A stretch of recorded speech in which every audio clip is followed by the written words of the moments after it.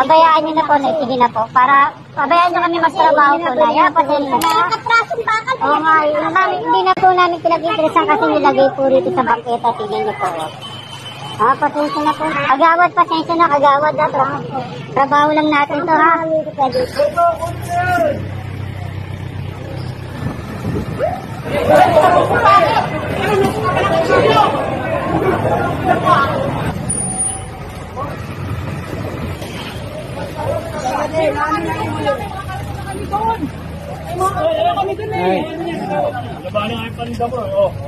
Yung ginawa niyo, inagis pa.